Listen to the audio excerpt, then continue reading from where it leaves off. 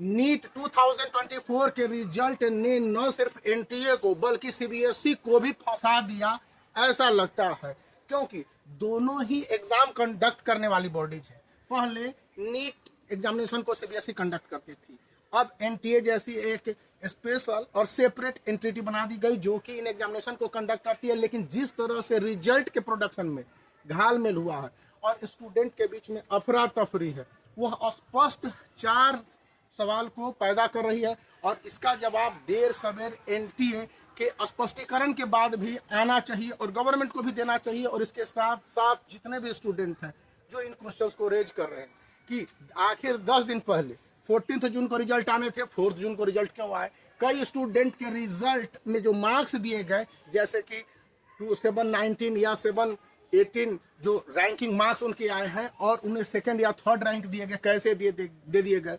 और पिछले साल तक टॉपर मैक्सिमम 2 होते थे जिनको 720 आउट ऑफ 720 मार्क्स आते थे। इस बार 56 और 65 इतने ज्यादा कैसे हो गए? ये सारी बातें तो छोड़ दीजिए, नीट के एग्जामिनेशन के क्वेश्चन पेपर लीक को लेकर यदि आप बिहार पटना में देख ले तो पुलिस ने एक बड़ी कार्रवाई करते हुए, और ये मीडिया में रिपोर्ट है, ओपन रिपोर्ट है कि कई लोगों को अरेस्ट किया था और क्वेश्चन पेपर के लीक होने की घटना हुई थी। बावजूद इसके नीट के एग्जाम कंडक्ट करने वाली बॉडी एनटीए ने कुछ नहीं किया। याद कीजिए, सीबीएसई ने जो सीटेट के एग्जामिनेशन है उसके क्वेश्चन पेपर के लीक की घटना को लेकर भी बहुत सारी बातों को दबा दिया था। और इसके साथ सीबीएसई के माथे पर एक तीसरा कलंक आ गया है कि देश भर के अधिकतर school class 10th and class 12th में स्टूडेंट को फ्लॉलेस मार्क्स दिए जा रहे हैं, प्रैक्टिकल में, प्रोजेक्ट में खुल के मार्क्स दिए जा रहे हैं। लेकिन वही स्टूडेंट जब आते हैं रिटन एग्जामिनेशन में तो उनके मार्क्स नहीं आ रहे। तो क्वेश्चन लीक की घटनाओं को सीबीएसई ने, फिर एनटीए ने क्यों दबाया, कहा कि ऐसी कोई घटना नहीं। और इसके बाद जब 50 से ज्यादा स्टूडेंट नीट में 720 आउट ऑफ 720 मार्क्स प्राप्त कर रहे हैं, इसका क्या मतलब हो गया? इसका मतलब यह हो गया कि नीट के जो रहस्य है इसको कुछ कोचिंग इंस्टीट्यूट ने क्रैक कर लिया है। तब तो पर्टिकुलर कोचिंग इंस्टीट्यूट के 30 बच्चे, पर्टिकुलर कोचिंग इंस्टीट्यूट के 20 बच्चे और किसी किसी के तो मतलब कह लीजिए कि 40 से ज्यादा बच्चों को 720 आउट ऑफ 720 मार्क्स आ जाएंगे। कहने का मतलब है कि अब तो आपको गवर्नमेंट कॉलेज में एडमिशन पाना है तो 650 छोड़ दीजिए, 670 और 680 मार्क्स लाने होंगे।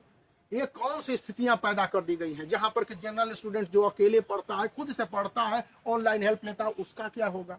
और इसको लेकर इन एग्जामिनेशन कंडक्ट करने वाली बॉडी क्या करती है? सीबीएसई ने अपना अनुभव एनटीए के साथ शेयर किया कि नहीं किया? क्योंकि नीट का एग्जामिनेशन पहले वही कंडक्ट करती थी।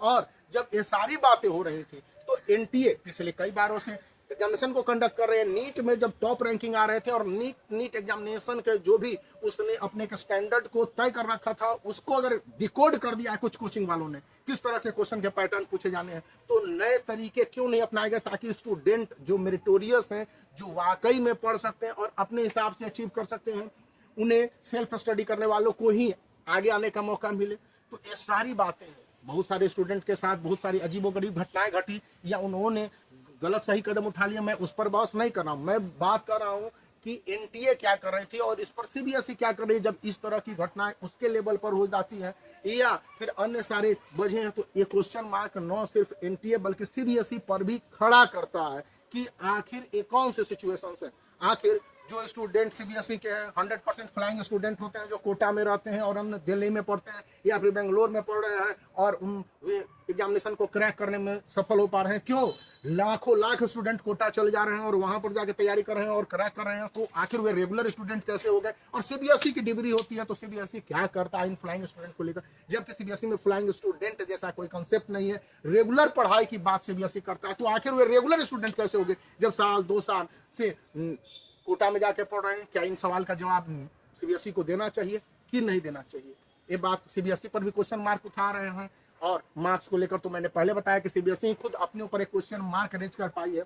तो इसको लेकर आगे क्या होता है? इसी बीच यदि आप सीबीएसई क्लास 10th के बोर्ड एग्जामिनेशन की तैयारी में जुटे हुए हैं तो लास्ट 10 ईयर के सॉल्व क्वेश्चन पेपर है, उसमें सीबीएसई की मार्किंग स्कीम है और इसके साथ इसमें सभी सब्जेक्ट को कवर अप किए गए हैं। तो आप इन सभी सब्जेक्ट को देख सकते हैं और इन सभी सब्जेक्ट में साइंस है, मैथ है, इंग्लिश है, हिंदी है, दोनों को पेपर है, फिर बेसिक मैथ है, स्टैंडर्ड मैथ है, सोशल स्टडीज के क्वेश्चंस के साथ साथ आंसर्स और जितने भी सेट सीबीएसई ने रिलीज किए पिछले 10 ईयर्स उन सभी को इसमें दिया गया है। तो यह एक तरह से आपके लिए बाइबल है, आप इसका चुनाव कर सकते हैं, जिसका लिंक इस वीडियो के डिस्क्रिप्शन में। तो आप बने रहिए, ऐसे बुक का ध्यान जरूर दीजिए। तो वीडियो को लाइक कर सकते हैं, चैनल को शेयर कर सकते हैं और सब्सक्राइब करना याद रखें।